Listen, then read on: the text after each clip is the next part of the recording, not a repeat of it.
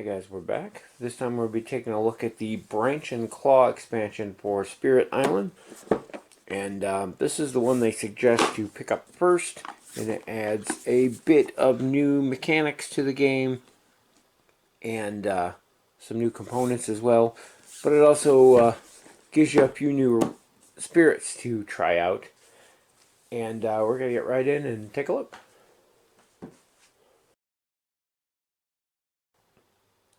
I will say right off, it did come with a plastic insert in here. It's kind of thicker than most, but it holds everything that comes in this expansion well. But I plan on mixing everything in this into my core box of Spirit Island. I have a 3D printed insert for that.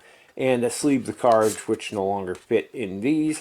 So I took it out for now, but it did come with that in there.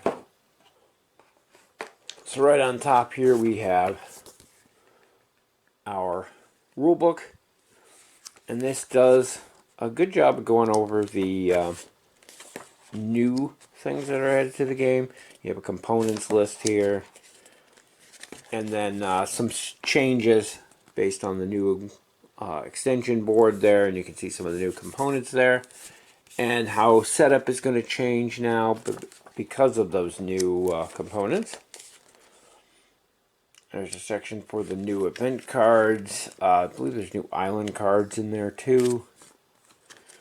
And then there we get into our new mechanics of the Beast, Disease, Wild, and Strife.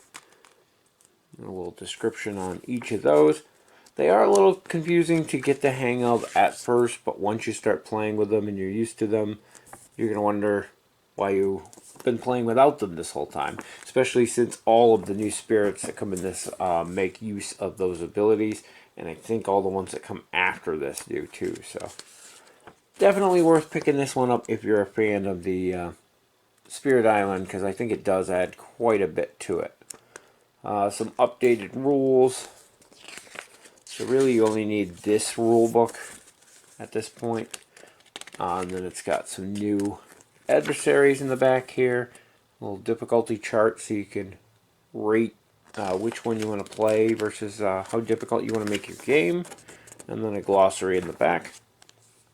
Little cheat sheet on the back. I always like when they do that, so you can look things up at a quick reference without having to go through the whole book.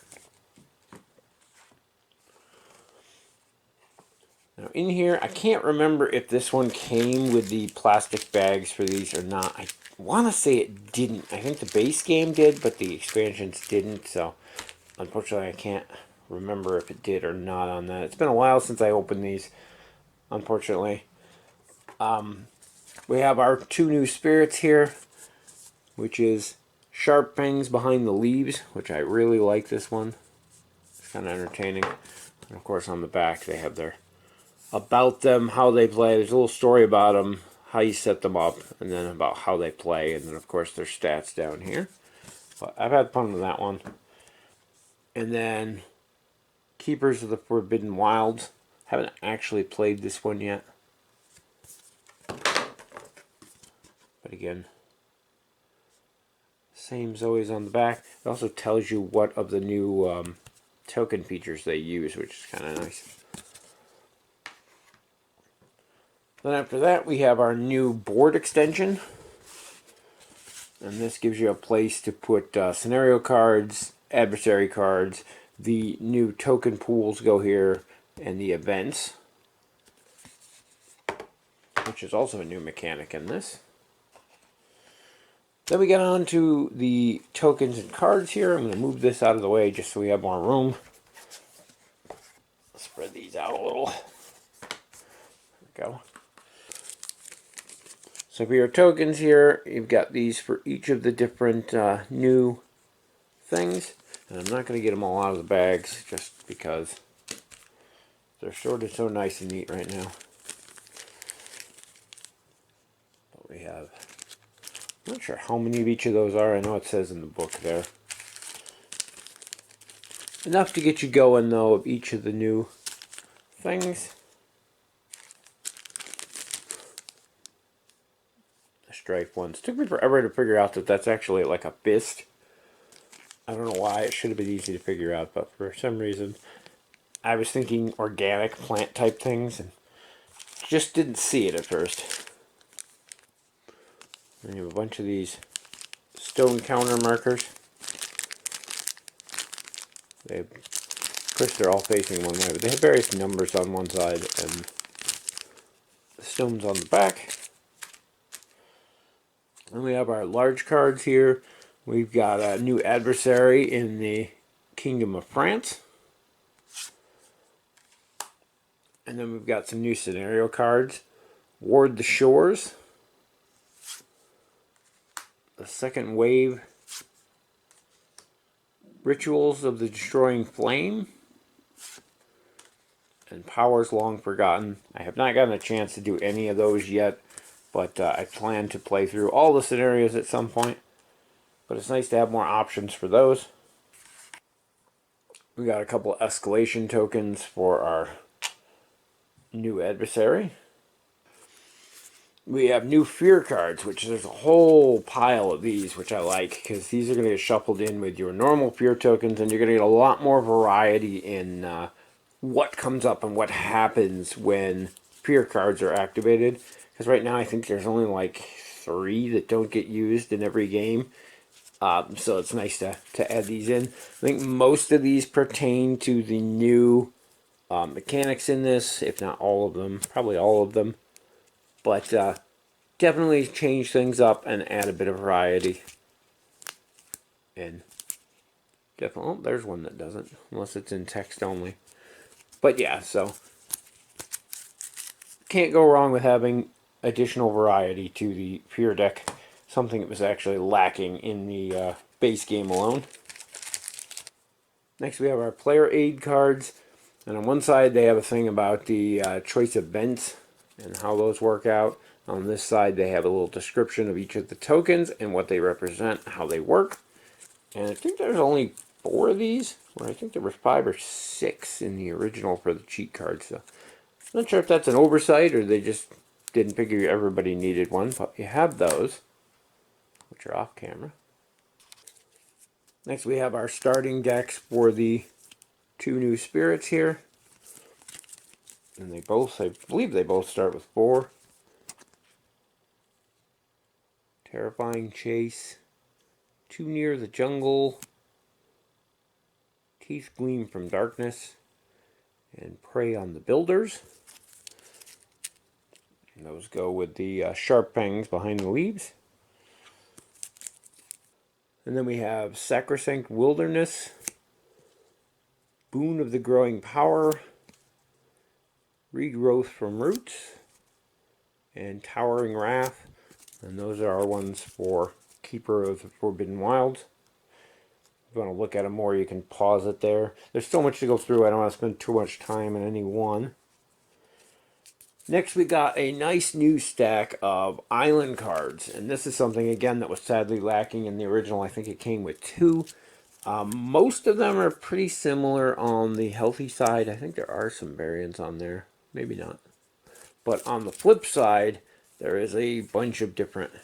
So you don't know what's going to happen until you get to the point of Blighted Islands. You flip these over, and it's going to be really interesting to try out all the different variations on this. And they change up quite a bit from the originals. So always nice to have more variety on those. And I think now that I said that, I think the back sides are all the same on these. Just so you don't know which one you're getting. But yeah, those are cool to have. Really going to change things up from only having the 2 in the original. We have a pretty good sized stack of new minor power cards. And these, of course, are going to get shuffled into your minor power deck. There's so many to go through. I'm not going to go through each one of them. But again, a lot of these pertain to tokens and things from the new. Oops. There are a lot of just normal ones in here too. So lots of cool new powers. And this one you're either going to like or dislike, but having these many more means that if you have favorite powers out of the base game deck, you're going to have that less of a chance of drawing those. So it kind of tosses that monkey wrench in there, makes you change up your plans a little bit. And I like the variety though, so for me it's a good thing, and it's cool to have more options.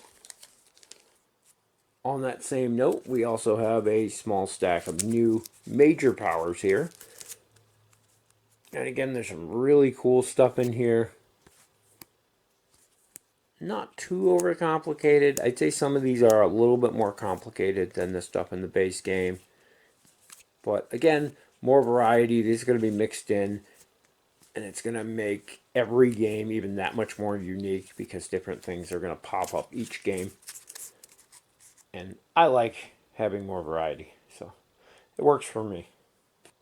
And the final thing we have here are the new event cards. And now these have been a controversial topic among fans of the game because one of the nice things about the base game of Spirit Island is everything is very predictable. You can see what's going to happen next. You know where they're going to explore next. You know where they're going to pillage next. So you can plan ahead and you make these, make these intricate plans among the spirits to deal with the problems. Events add unpredictable things that are going to happen, which can throw a monkey wrench into your plans and kind of screw everything up. So, based on what event comes up, different things are going to happen, and it's really just going to screw up plans that you had, and you can't plan ahead as much. You can't have the perfect game plan going into things because, yeah, they're likely to change and mess up anything that you had been working on. I have not actually played with these yet. We've been trying to get familiar with the new spirits and things. These are going to be added in later. I like that aspect of them. I think they are going to be an interesting addition to the game. So I can't really comment on whether what I really feel about them. So you have to experience them for yourself and see if it's something you like or not. The nice thing about them is that they're kind of modular. You don't have to use them, so you can add them into your game if you want. You can leave them out of your game if you want. And that aspect I like because if it turns out to be something I don't like, we don't have to use them.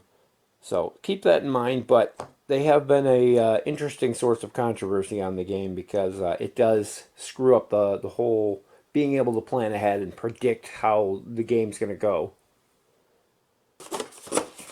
And again, as I said, the game comes with the insert here. The cards, without anything sleeved, the cards fit in here perfectly.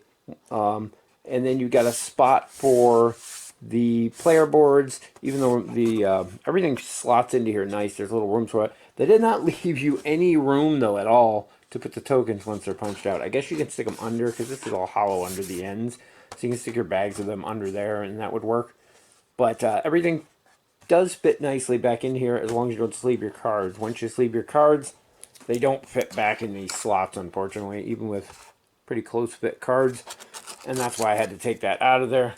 Like I said, I plan on storing everything in the base game box. I got a nice 3D printed insert for that.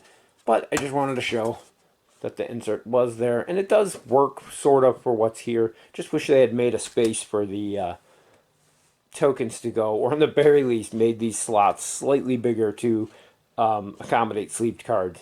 It's amazing how many companies don't think about that because a lot of people sleeve cards. Anyway, that is a look at everything that comes in the Branching Claw expansion for Spirit Island. It's a nice addition to the game, I think. It adds in 2 new spirits, which are cool, that use these new mechanics. The new mechanics are probably the interesting thing, the way that they function. I didn't really go over that, but like the beast tokens move around and they can spread fear through event cards, or I think there's some powers that do it as well. The wilds tokens here, they prevent an explorer on the zone that has those on, and then they're removed. So it basically gives you an extra round where they can't explore onto that. Disease tokens are similar. They do the same thing, but with the build action. They prevent them from building on that location, and then it's removed. And then the strife tokens basically make the invaders fight amongst themselves. It prevents damage from invaders in a section that have strife token, at least for that round. All of those, though, add cool new additions to the game, cool new mechanics that, like I said, all of the spirits going forward, I think, are going to use those. Most of the, I know most of the events do. A lot of the new powers do as well. So overall, though, those are really cool. The new scenarios, again, haven't played them. Got to get to them. There's so much to this game, and I got so much at once, and I just haven't gotten to go through it all. And kind of disappointed in that, but definitely will be playing more of this stuff, trying more of it out as I go. The new fear cards, definitely a nice addition. Having that variety in there, being able to get some new things and not those same old ones that pop up every time. Anybody who's played the base game a bunch of times will know what I'm talking about. Those same fear cards come up, and it's really just what order they come up in. And then the new island cards make a interesting difference because you never know what's going to happen if you get to that point where you get to the blighted island. It completely changes things up, and that's pretty cool to have a variety of those now instead of just the two that came in the base game. And I like that. Overall, though, it's there's not a ton here, but there kind of is. It's two new spirits, doesn't seem like much, but you've got all the new mechanics and things that are added in there as well. I want to skip the event tokens again, or the event cards again, but that's another new thing that can be added, can be left out if you want. So overall, everything together is a nice package. Again, I still have not used everything together, but we've used, I think I've used everything but the event cards. I haven't played the one spirit yet, but I'm still backlogged on spirits because there's so many of those now. But yeah, the new powers are cool. The new events are cool, or the new fear cards are cool. I like the new mechanics of all the new tokens, the two new spirits. I played with that one, just not. I haven't actually played it myself. But yeah, everything I like about it, and I think it expands on the base game nicely.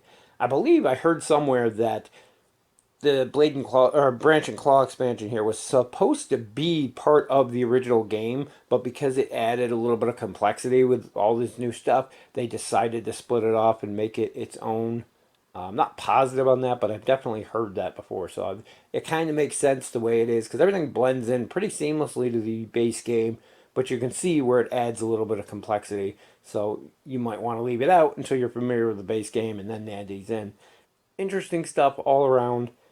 And like I said, I still haven't used a couple of them, but I'm doing the video because I can already recommend it if you like the base game. You're going to enjoy these. They're not super more difficult to add in, and there's a lot of cool variety that this adds to your game.